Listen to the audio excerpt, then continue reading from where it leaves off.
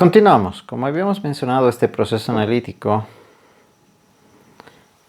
es una aplicación del método científico. Vamos a mirar algunos detalles muy especiales en este proceso analítico. Lo primero que habíamos dicho es definir el problema.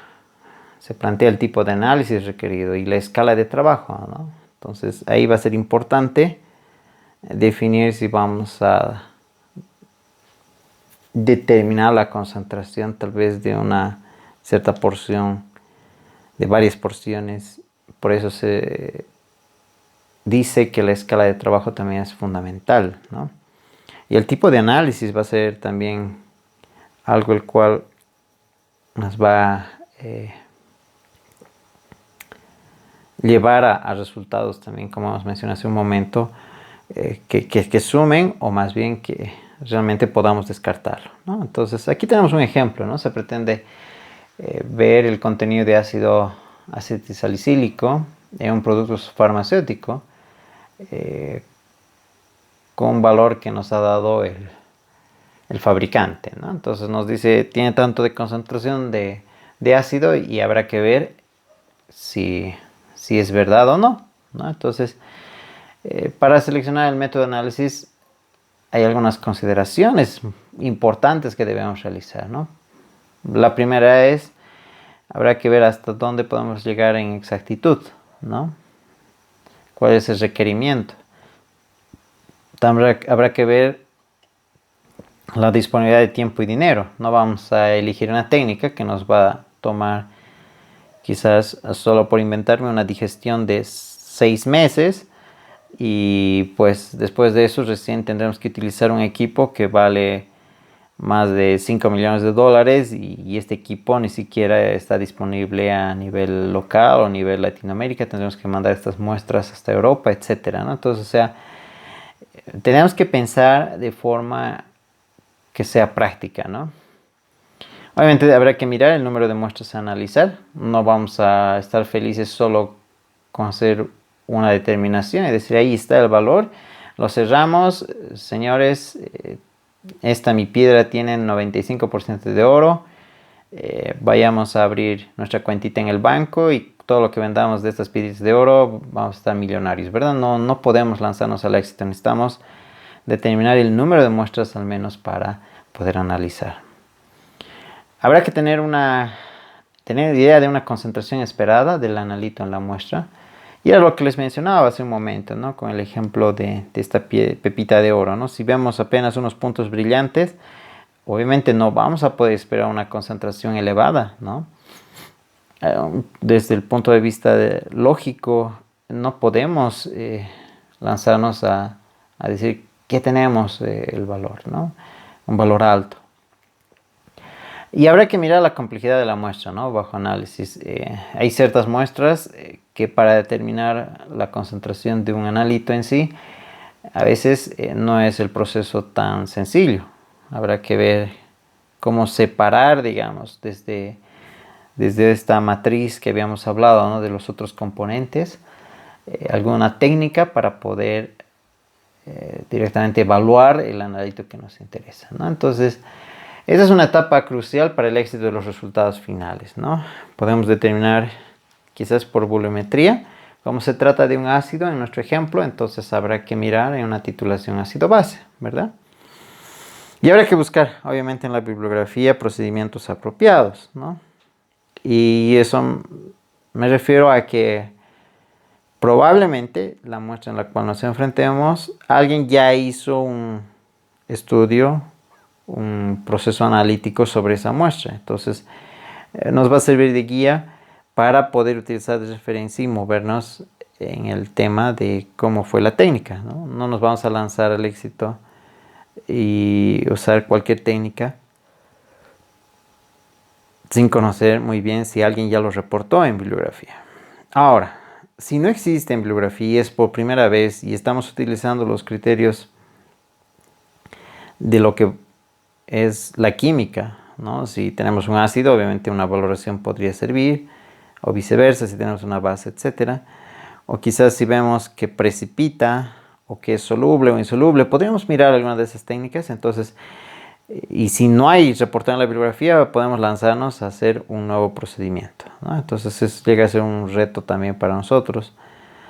Y se recomienda que si es un nuevo procedimiento, esto puede ser obviamente reproducible y puede ser constatado por distintos laboratorios, ¿no? Entonces, a veces se tienen manuales en los cuales estos procedimientos han tomado años para poder ver.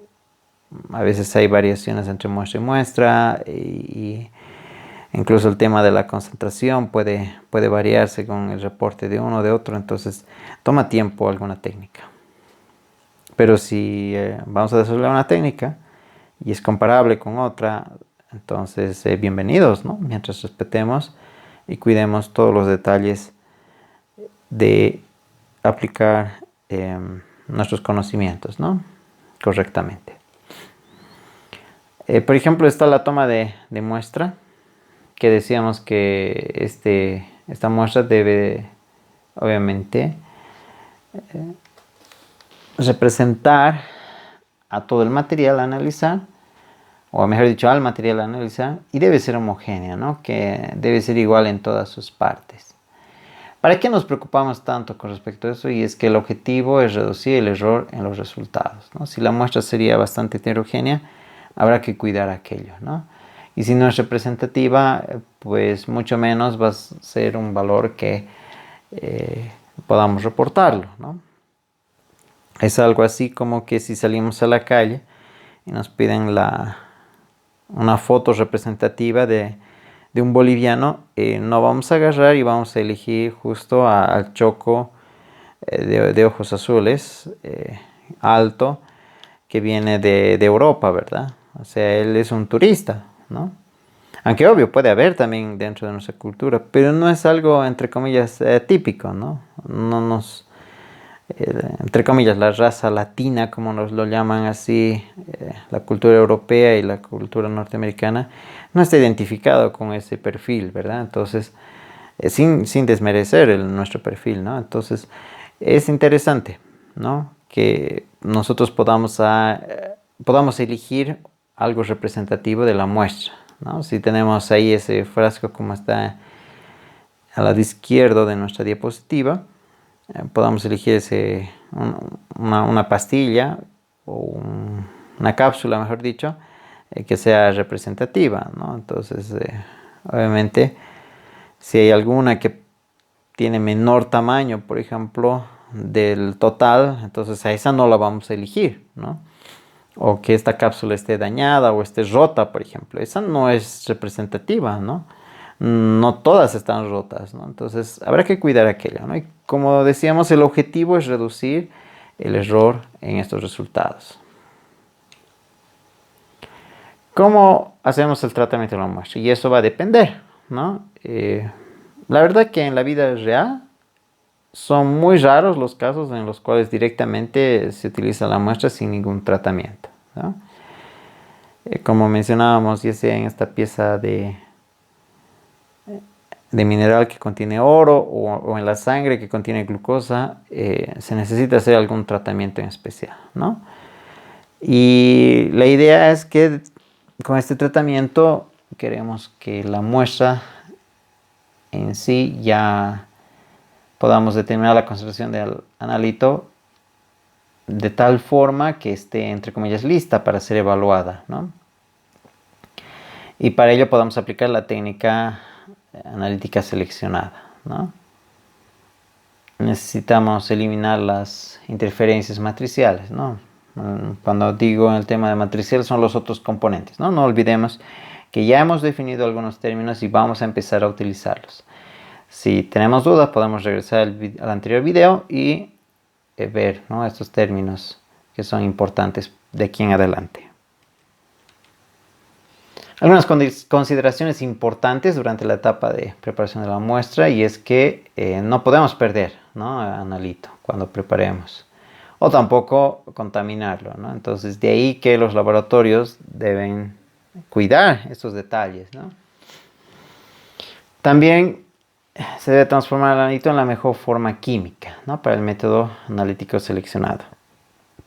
Si vamos a determinar iones presentes en una solución, obviamente nuestro analito no puede estar, por ejemplo, en estado sólido, ¿verdad? Si queremos determinar iones, necesitamos que esté en solución, ¿no? También es necesario eliminar toda interferencia, ¿no? Así nuestro método va a ser mucho más eficaz. Habrá que mirar qué otros componentes pueden interferir en nuestra medición. Y se supone que si queremos evitar o eliminar interferencia, no vamos a introducir nuevas interferencias, ¿no? A veces ocurre que por querer aislar o enmascarar, lo que mencionamos hace un momento, cualquiera de los dos, ya sea aislar o bien enmascarar, podemos introducir un nuevo interferente, ¿no? A veces se nos ocurre, por un tema de solubilidad, introducir tal vez una fase orgánica o acuosa, y al final esta nueva fase termina más bien generando interferencia en nuestra medición, ¿no? Entonces habrá que ver la técnica adecuada y el método que mejor satisfaga para esa situación, ¿no? Además debe considerarse la dilución o preconcentración del analito, ¿no? ¿Para qué es aquello? Y es que necesitamos un intervalo de linealidad. ¿A qué me refiero con todo esto? Que podamos determinar nuestra concentración de analito en distintas concentraciones y debería reportarnos el mismo valor.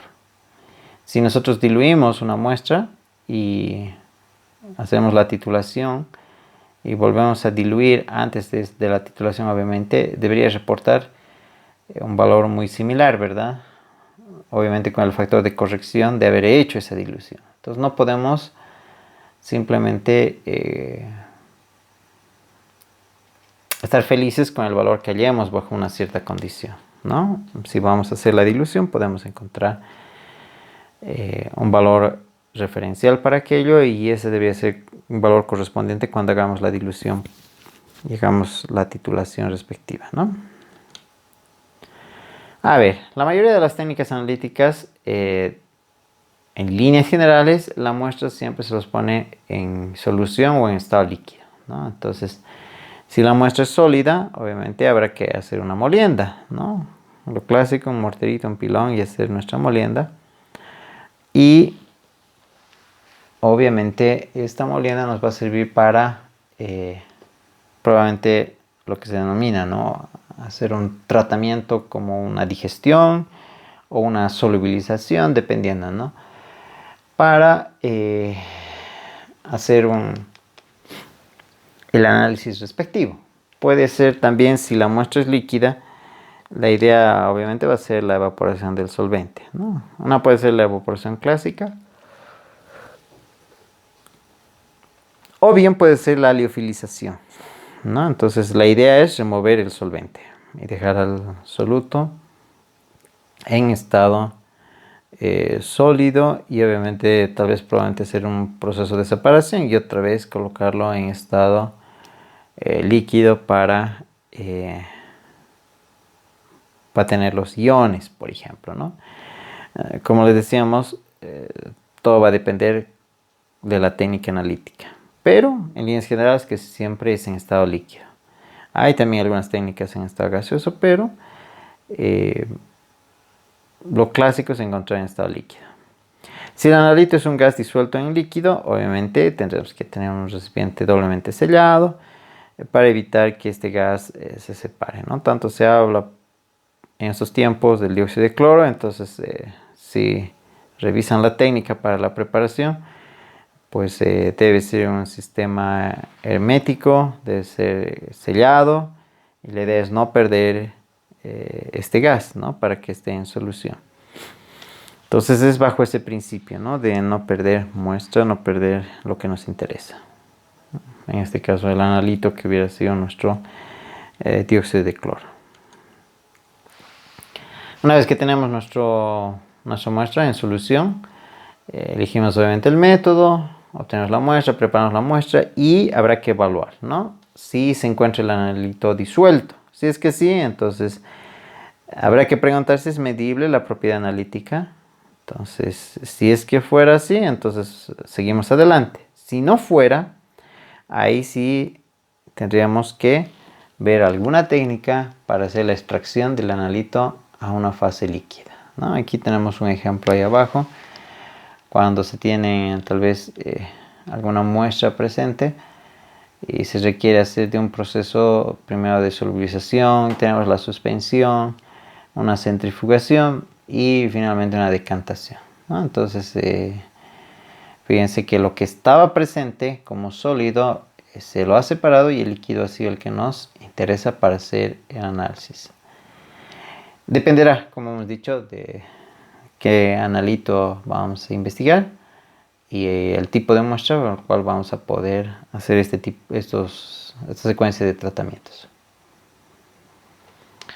Por ejemplo, para la determinación de este ácido acetilsalicílico, obviamente el método que sugieren la bibliografía es la trituración del fármaco y disolución en etanol para luego lo que conocemos, ¿verdad? Aunque en ocasiones se requiere de condiciones más enérgicas para la extracción del analito, ¿no? Puede ser soluciones acuosas en ácidos fuertes, bases fuertes, agentes oxidantes, agentes reductores, hasta combinación de reactivos, lo que habíamos mencionado hace un momento. Jugaron con el tema de polaridad, polar a polar. Es interesante, ¿no? En los extractos vegetales, en base a eso podemos estudiar algunos principios activos en plantas, ¿no? Y algunos son solubles solo en el lado orgánico, ¿no? Entonces, el lado inorgánico a veces como que se desechaba, pero luego se han percatado que este lado inorgánico, a veces los componentes que se tenían eran también interesantes, ¿no? No necesariamente para el uso de los aceites esenciales, sino también para el uso de algunas moléculas muy especiales, ¿no? Entonces, también a veces se requiere de una aplicación de energía externa. Puede ser tal vez hasta una calcinación, puede ser de microondas, ultrasonido, donde se va a ir eliminando la mayor cantidad de componentes de la matriz para tener nuestro analito en la forma en que podamos realizar el análisis. Entonces, si volvemos a nuestro plan de trabajo, está la elección del método, está la obtención de la muestra, la preparación de la muestra y la pregunta del millón. ¿Se encuentra el analito disuelto? Si es que sí, ¿es medible? Si es que sí, ahora necesitamos ver si hay que eliminar alguna interferencia, ¿no? Hemos visto que no son buenas las interferencias y nos pueden llevar a cabo resultados erróneos. Si es que necesitamos eliminar, tenemos los métodos de separación que hemos mencionado, por ejemplo, uno de ellos, la cromatografía. La otra que hemos visto hace un momento está la sedimentación o centrifugación. Buscaremos el método dependiendo qué es lo que tenemos. Y ojo que si no tenemos nuestro analito disuelto, habrá que mirar un proceso de extracción en fase líquida. Y si aún así no es medible la propiedad analítica, habrá que cambiar la forma química del analito, ¿no? Entonces, aquí hay un ejemplo, ¿no? Si queremos determinar por fluorimetría a la sulfamida, habrá que adicionar una especie fluorescente, ¿no? Para que pueda hacer los enlaces, formar el componente que sea sensible a esta emisión fluorescente, ¿no? Entonces, ese tipo de situaciones nos vamos a topar en la vida real, ¿no? Entonces, ¿qué nos va a ayudar a poder decidir las técnicas? La experiencia y la referencia bibliográfica. Mientras más trabajemos en como les decía, tal vez un centro o en alguna empresa, más vamos a tener las distintas alternativas para enfrentarnos a este tipo de situaciones, ¿no? Si estamos trabajando con productos inorgánicos y sabemos que hay cosas insolubles, entonces miraremos, ¿no? Cómo llevarlo a que sea soluble. Hay algo interesante y es con respecto a la réplica de muestras, ¿no? El proceso de medida debe llevarse a cabo en varias alícuotas idénticas de la muestra, ¿no? Y eso, ¿a qué se refiere, no? Si tenemos la cantidad de glucosa en una muestra, obviamente Deberíamos tomar la misma muestra y repetir el procedimiento. Y fíjense que en la primera medición nos sale un valor de 110. Segunda medición 109.6, tercera 187.5 y la cuarta 110.3. Pero fíjense, entre los valores de la primera, segunda y cuarta, 110, 109.6 y 110.3, como que existe una correlación. Pero ¿qué ocurre con el tercer valor? Es de 187.5. Algo ha pasado, ¿verdad?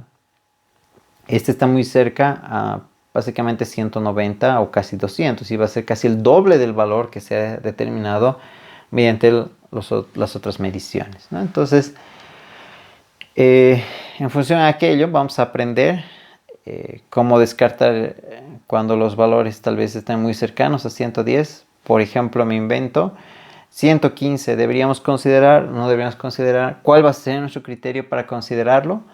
Lo vamos a ver más adelante.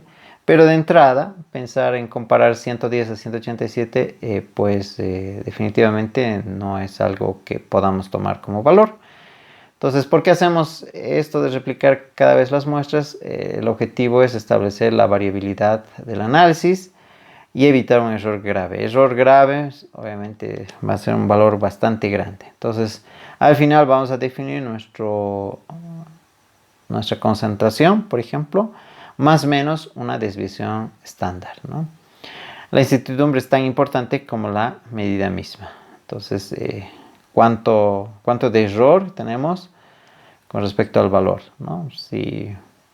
Como cuando hablamos, ¿verdad? En nuestro cotidiano vivir y nos llaman para una reunión y nosotros estamos en camino y le decimos, vamos a estar en más o menos 5 minutos, ¿verdad? Quizás podamos llegar en 3 minutos, como también podemos llegar en 8 o 10 minutos, ¿no? Aunque hay algunos mentirosos que ya no les creemos, aunque nos digan que están ahí en la vuelta de la esquina, ya te veo, a esos ya no les creemos, ¿no? O sea, pero en líneas generales, en los análisis no deberíamos ser mentirosos, ¿verdad? Deberíamos estar dentro de un cierto valor. Obviamente el proceso de medida siempre, o en la mayoría de los casos, mejor dicho, se requieren de disoluciones estándar o disoluciones patrón. Algo en el cual nosotros conozcamos la concentración. Y, como habíamos dicho, va a ser una referencia para lo que vamos a determinar, ¿no? Entonces, cuando se hacen estas mediciones, por ejemplo, tenemos una señal analítica donde es una constante K por la concentración. Entonces, si tenemos una solución patrón, que vamos a conocer el valor de K, ¿no? Si hacemos registro de una señal analítica. Y conociendo el valor de esa constante K para un valor X de señal analítica, podemos interpretar la concentración, ¿no? Ahí tenemos un ejemplo. Entonces, fíjense la importancia de conseguir un material estándar o patrón de referencia, ¿no? Entonces, cuando vayamos a hacer alguna medición en laboratorio, mejor dicho, se requiere tener muchas veces este patrón, ¿no? Esta referencia. Y obviamente el tratamiento de datos, mediante, por ejemplo, estas ecuaciones de calibración para distintas concentraciones, tenemos una señal analítica y obviamente esa señal analítica tiene que tener una correlación, ¿verdad? Como la que vemos ahí abajo, la cual, como hemos aprendido, si hacemos la regresión respectiva, deberíamos tener valores bastante buenos, ¿no? Un valor de R cuadrado cercano a 1. Cuando estos valores se disparan, significa que o bien se ha preparado malas muestras o probablemente tiene algún problema el equipo, ¿no? Siempre y cuando tengamos, como les decía, estas muestras externas, muestras patrones para hacer esta calibración, ¿no? Entonces debe haber una señal de correspondencia. Si no la hay, entonces probablemente cualquiera de los dos, o hemos preparado malas muestras o el equipo tiene algún problema de sensibilidad o algún otro tipo, ¿no? Entonces habrá que mirar esos detalles. Y ahí está, si tenemos esa correlación directa, cuando introducimos un valor que está en medio de los valores que hemos estudiado con nuestra señal, con nuestra concentración o nuestro reactivo patrón, pues va a ser se va a poder identificar, ¿no? Entonces, este método de calibración es fundamental, es válido y nos ayuda a determinar la concentración de algo que no conocíamos, ¿no? Ocurre que a veces las respuestas o los valores que obtenemos de A pueden ser muy diferentes, o sea, pueden estar, entre comillas, como que nos reporta lo que se tenía esperado. Entonces habrá que buscar algunos artificios, como es el método del estándar interno, donde el patrón interno es una especie de referencia con algo muy similar a las propiedades de analito, ¿no? Entonces se introduce en el medio y se hace la lectura. Pero también hay otro que se llama la medición el método de adiciones estándar, donde se agregan cantidades conocidas de analito, ¿no? Entonces es algo como hacer una ayuda al equipo para que pueda ver a nuestro analito. Entonces estas son algunas de los artificios en los cuales en algún momento podemos utilizar. Una vez que tengamos los resultados, necesitamos evaluarlos, ¿no? Para ver si son fiables o no. Entonces habrá que ver un informe dirigido e indicar en este informe los resultados, las condiciones experimentales empleadas y las limitaciones de la técnica empleada. Eso es importante porque nos va a decir si el método lo quieren repetir, algún otro laboratorio sea fiable, ¿no? Entonces, si las condiciones experimentales, ¿no?, está que se lo ha realizado a 25 grados, entonces esa medición debería ser hecha en otro laboratorio a 25 y debería dar un valor reproducible, ¿no? Entonces, fíjense que para el ejemplo de una concentración de glucosa indicamos el valor más su desviación estándar y vamos a indicar la técnica y algunas limitaciones, ¿no? Entonces, son cosas que podemos aprender, ¿no? El ácido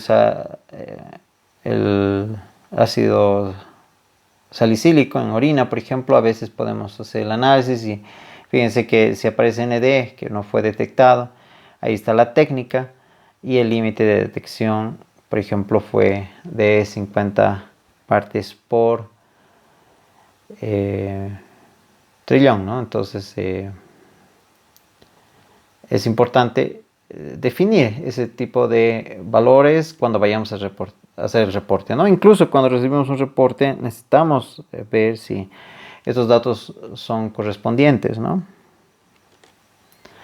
Finalmente vamos a emitir algunas conclusiones que dependerá, ¿no?, en función a qué es lo que se interpreta, ¿no?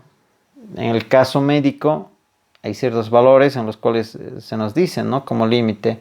Si usted tiene de este rango de valores, está en el estado normal, pero si usted tiene este rango, o pasa, mejor dicho, de este rango, entonces probablemente tal vez tiene más colesterol o sufre de anemia, etcétera, ¿no? Entonces, si uno se fija en los análisis que uno recibe, ya sea de sangre, muchas veces está ahí el valor de referencia, ¿no?, o el rango de referencia. Entre tanto y tanto, rango normal, ¿no? Entonces, a veces el médico ve eso y nos dice, ¿no?, usted sufre de anemia, o usted sufre de colesterol alto, etcétera, ¿no? Simplemente viendo aquello. Entonces, esa es prácticamente la interpretación que hacen los médicos. Dependiendo del área, nosotros como químicos, obviamente veremos si vale la pena, por ejemplo, hacer la extracción de una beta que sea rica en oro, por ejemplo, o no vale la pena. Entonces ahí está el resumen de lo que hemos visto como nuestro método analítico. Fíjense que es fundamental elegir el método y obviamente hacernos las preguntas de rigor, ¿no? Ojo que cuando tengamos un material heterogéneo, pueden ser carbón, tejidos animales o el suelo, habrá que tener cuidado al seleccionar la muestra y el método. De lo contrario, vamos a tener resultados erróneos. Entonces, hasta aquí tenemos esta parte introductoria. Vamos a repasar algunos conceptos en el siguiente video.